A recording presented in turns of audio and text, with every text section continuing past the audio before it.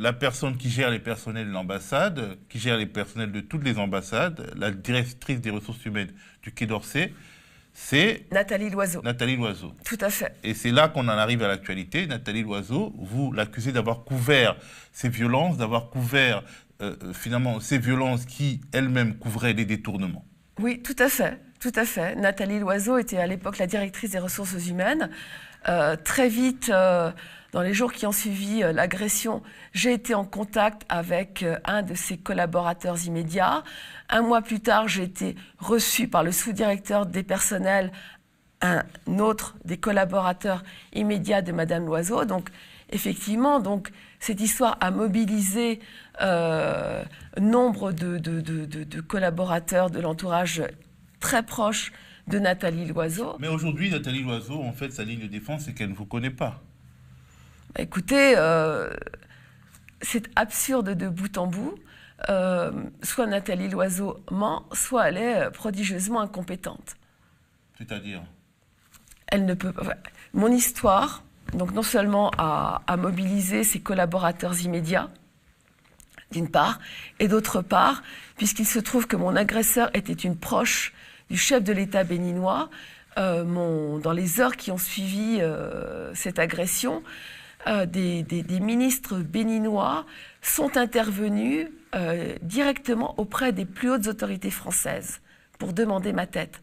Donc j'ai du mal à croire que Madame Loiseau, directrice des ressources humaines, n'aurait pas été informée de cette situation pour le moins extraordinaire. Alors concernant Nathalie Loiseau, je pourrais dire plusieurs éléments. Donc déjà, pendant toute la période où elle a été aux affaires, au ministère des Affaires étrangères, en tant que directrice des ressources humaines, puis directrice générale de l'administration, par le biais de mes avocats, elle a été contactée à 12 reprises, 10 fois dans le cadre de procédures judiciaires et 2 fois de façon amiable. Cela est établi de façon absolument irréfutable.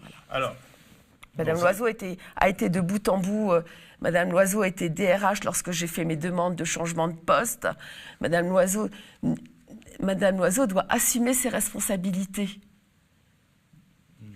Donc, moi, il faut savoir que ces histoires de détournement de fonds publics, j'en témoigne publiquement depuis longtemps. La première conférence que j'ai donnée pour expliquer clairement la mécanique de détournement de fonds publics à l'œuvre à l'ambassade de France au Bénin remonte au 4 mars 2015 dans l'enceinte de la Bourse du Travail à Paris, devant 150 journalistes, 12 caméras de télévision, à l'invitation du collectif We Are the Leaks.